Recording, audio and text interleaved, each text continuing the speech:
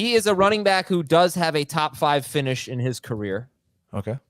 He scored 30 or more fantasy points in 3 straight games last season with 143 or more rushing yards and at least 1 touchdown in all 3 games. Josh Jacobs? Josh Jacobs. He scored 19 or more fantasy points in 9 games in 2022.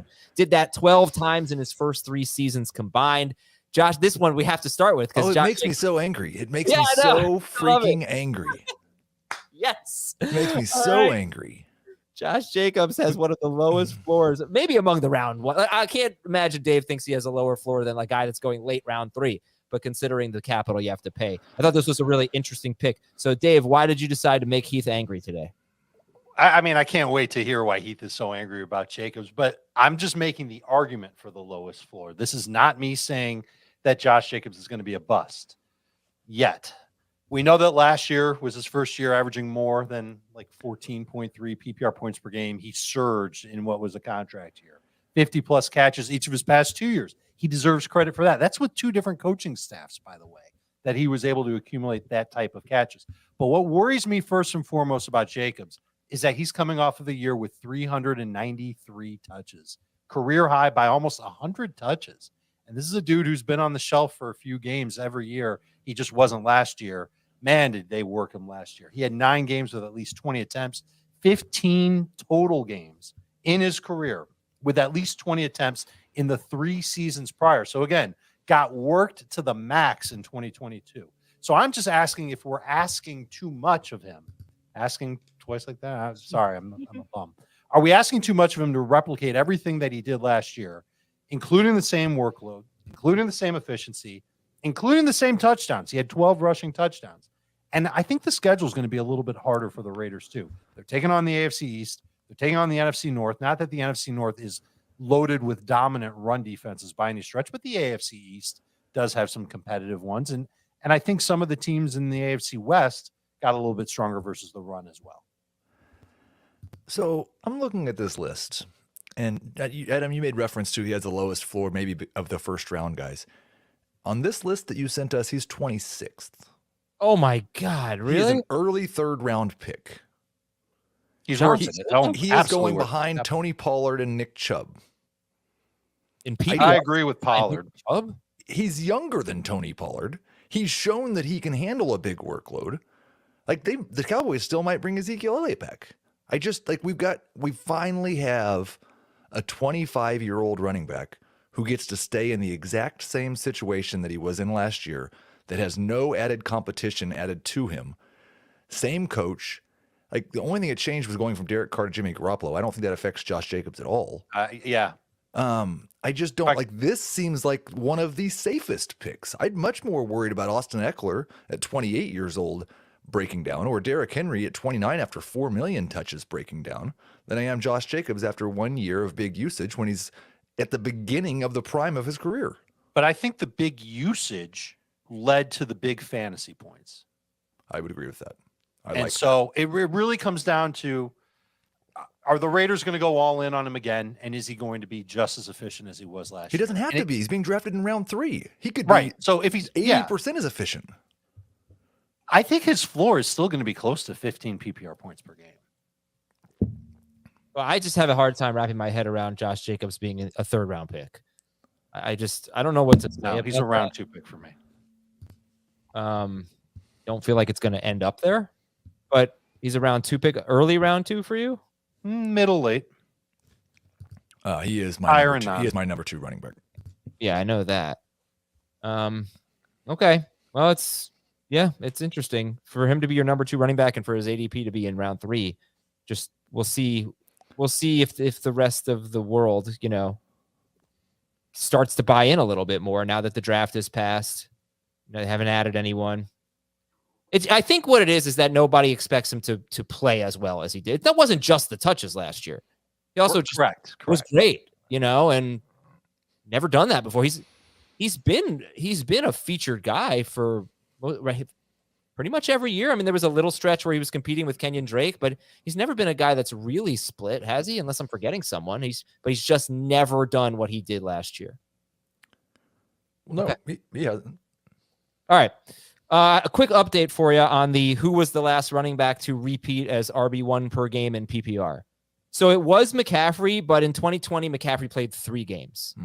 So if we eliminate that, we have to go back to 2017 and 2018. Can you name the running back who repeated as RB1 points per game? What year? 2017, 17, 18.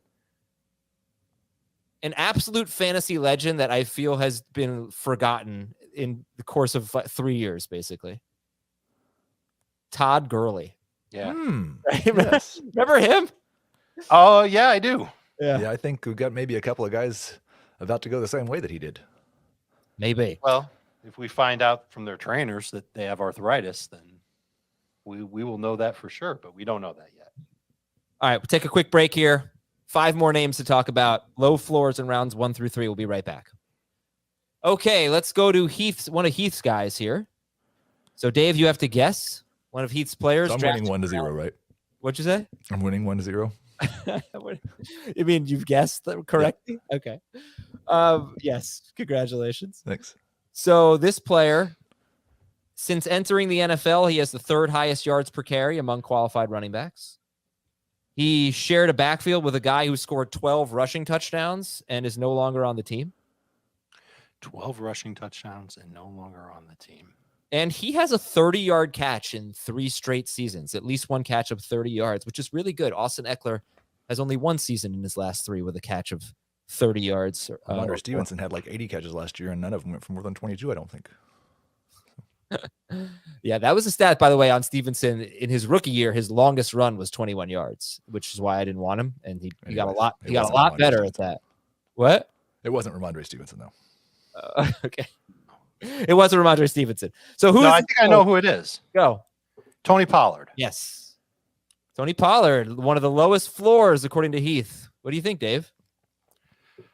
I can see it if the Cowboys follow through and add another running back. For now, I have a hard time seeing it because I think he's going to see more work than he did last year with the added role of short yardage goal line guy, which went to Ezekiel Elliott, 12 touchdowns last year. And if that's the case, then he could end up being 20 PPR points per game if he gets all that work. And I would bet on that if that's the case with a 1st-round pick. I would point out that last year, 2 games without Zeke, 27.8 PPR points per game in those. 1 game without Zeke, this is all the way back in 2020. You might not care about it, 30 PPR points. If he's the main dude in Dallas in that offense, I don't know if he's going to get 27 PPR points per game. That's McCaffrey-esque. But I think he can get to 20. I really do. I think he'd be worth a 1st-round pick, but it's on the caveat, asterisk away on this one, that there is nobody taking that short yardage goal line role away from him. Yes, this is Tony Pollard we're talking about. And I just wanted to say to you guys real quick that, and to the audience, because I don't think I did a good enough job communicating this on Monday's show when I was talking about high ceilings with Jamie. There are guys on this list like DeAndre Hopkins who could, on Monday, who could have extremely high ceilings and low floors. Right. So I'm not necessarily making this a ranking show. I want to focus on the floors today. And Heath, how low is that floor for Tony Pollard? I mean, I think the floor is that he has 230 touches like he did last year, but he scores touchdowns like he did the first 3 years of his career. Like his first 3 years of his career, he had 2 receiving touchdowns on 106 targets. Last year, he had 3 on 55. The first 3 years of his career, he had 8 rushing touchdowns on over 300 carries. Last year, he had 9 on 193 carries. So what's the worst case scenario? RB blank for Pollard. We're assuming health for all these guys. Yes, I would assume. I'll tell you how I did it later, but 20. Okay. RB 20, which is how many PPR points per game you think? Well, he was at 15.6 last year. Yep. 13, 14. Okay. I don't think you're off on that. I think he could end up there, and that would suck for a 1st-round pick. And for the record, that's a lower floor than Josh Jacobs. I don't see that floor. What scenario is he RB20? His volume doesn't go up because they think and they said this at the beginning of last year. Tom Spencer I believe it was like week 3 or week 4, he was on and said that the Cowboys don't want to give Pollard more work in the running game when they're using him as a receiver. They talked as if they really didn't think he was a 3-down back. He's 26 years old and he's never had more than 230 touches in a season. I think it's reasonable to think he's not a 3-down back. I would caution that by saying, I'm sorry, Heath. I didn't know if you were done or not. I would caution that by saying that was their thinking in week 3 of last year. Right. They might have changed their minds after what happened after that. Yeah. Okay. Next up is another Heath Cummings player with a low floor. Dave. Hi. This player, he scored 13.2 or more PPR fantasy points in each of his last 6 games. You could say he ended his season on a tear. He had more than 2 catches in only 2 games all season, though. And his team drafted a running back on day 3. Would you like me to repeat those clues? I think I got it. Those were good clues. Thank you. What do you got? Is it Breece Hall? It is. He ended his season on a tear. Yeah, the tear kind of gave it away. There it is. All right, Dave. Well, Heath, you first. So this one is a different case. I mean, this is an injury. This is not healed yet case. I think we should not project injuries, and I think we should not say somebody has a low floor because they might get hurt, because everybody might get hurt. But the guy who is currently hurt and unable to participate in team activities, I talked about this last year. I got a little too excited about guys who were unable to play football. So until Breece Hall is a full go at training camp, he has, I think, probably the lowest floor because he might not be ready for the start of the year. Mm-hmm. Where do you have him ranked? I'm pretty low on him.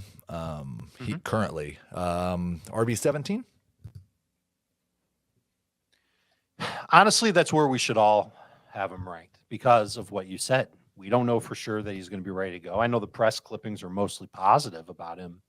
And I don't think his tear is as bad as Javonte Williams' tear. Right. Agreed. And I think his ceiling is like at the top of the Sears Tower compared to Javonte Williams, who's at the top of like, I don't know, what's a fair to Midland tower in the world? A tower? Yeah. So how you said the Sears Tower? Yeah. How about Which isn't called the Sears Tower anymore. How about just Sears? No, it's higher than that. What about the Eiffel Tower? Okay, we'll say the one Eiffel. in Vegas. I think that one's smaller than the one in Paris. Let's go with Probably. the one in Paris. Yeah. I've been to the one in Paris. It's great views from the top of there. I bet. Yeah. So I'm kind of ranking him as if he's going to be okay and maybe misses 1 or 2 games. And I don't know if that's necessarily the safest thing to do.